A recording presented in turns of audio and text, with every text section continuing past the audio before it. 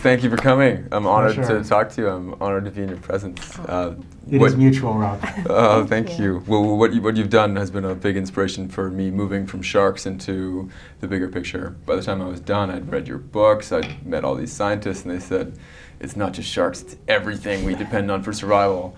You know, Naomi and I did this project in parallel. So Naomi wrote the book at the same time that I was making the film. And the project is called This Changes Everything, both film and book, but it doesn't mean the book or the film changes everything. That's not us at all. It's climate change that changes everything. It's what we are doing to the planet that changes everything. The question is, are we going to respond in a way that averts the worst catastrophe, but much more than that, and I think this is what makes this project different, in a way that could actually sort of heal some of the wounds of our world and address some of the inequalities of our current system.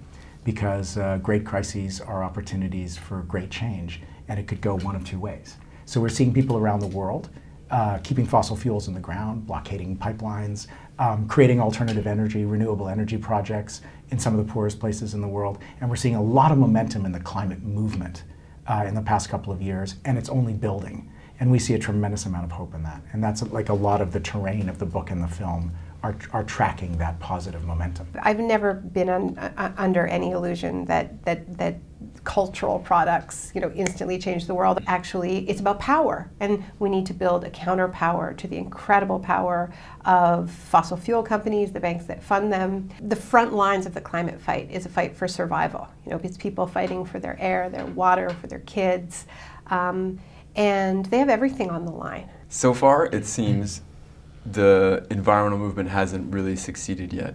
We've known about all of these problems for a long time, and the information's out there. It's just people aren't taking it in, they're not digesting it, they don't want it. Why do you think it hasn't worked yet? Why hasn't the world responded? Naomi has a great chapter in a book which is a critique of the big green movement, especially as it regards to climate change. And I think a lot of people sort of feel the same thing, that there was a sort of climate movement 1.0 that was big green, national green groups, especially in the United States. And we got the message from them that we could do this with changes to our consumption patterns, that we could do this as individuals by changing our light bulbs, by driving hybrids, by recycling.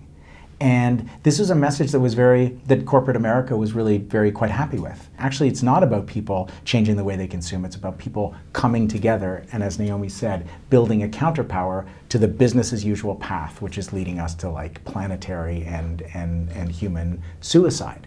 People are changing the way they live, biking more, eating differently, and it's not enough.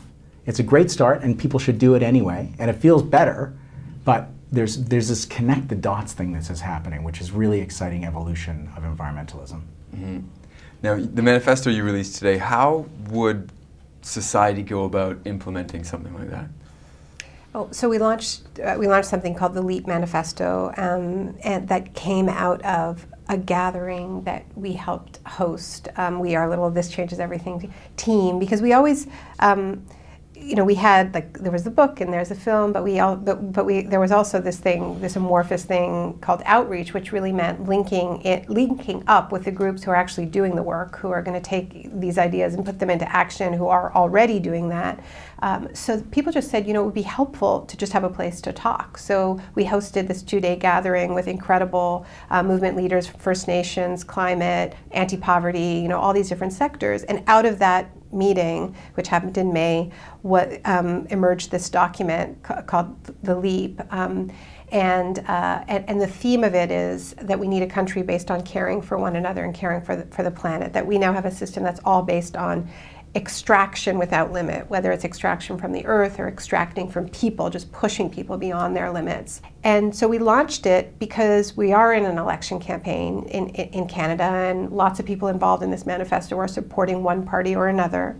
Most people, want another government than the one we have now. But there's also a feeling that what we really want, our real hopes are not on the ballot. We know all the politicians are just focused on this micro-polling. They've decided long ago that they don't think climate change sells as an election issue. But Canadians do care about climate change, and they particularly care about it when it's joined together with the need for a fairer economy, as opposed to having the economy pitted against the environment. We just briefly on the strategy, we have an inspiration gap. Canadians are ready for much more radical solutions, and we're not hearing anything that fits this historic and terrifying and exciting moment that we're in, at the precipice of catastrophe, but also with an opportunity to actually build something better. And so what the LEAP manifesto is, it's voices from below proposing specific policies to get Canada off fossil fuels and on a fairer, more decent, more humane path. And we're going to build popular support for this document. There's the list of celebrities that jumped on board from the beginning, from Leonard Cohen and Neil Young and Feist and Donald Sutherland and Ellen Page and some of our best writers. It's terrifying how many celebrities signed on out of the gate. It's amazing. Our groups are mostly young people. What would you tell them to inspire them, or tell them about the future, or how to get involved, or what would you say? I mean, it's not hopeless. There are people who are figuring this out. But you're not alone. The way to deal with this is not to take it on yourself, but to find other people who are engaged, get together, and figure out something that you can do. We're not going to do this as individuals. We're going to do it collectively. So much of what we hear is young people just talking about how they're afraid for the future. But I think there are young people out there who are starting to realize that we can fight for a better world than they have right now. And I think that's a great reason to get involved.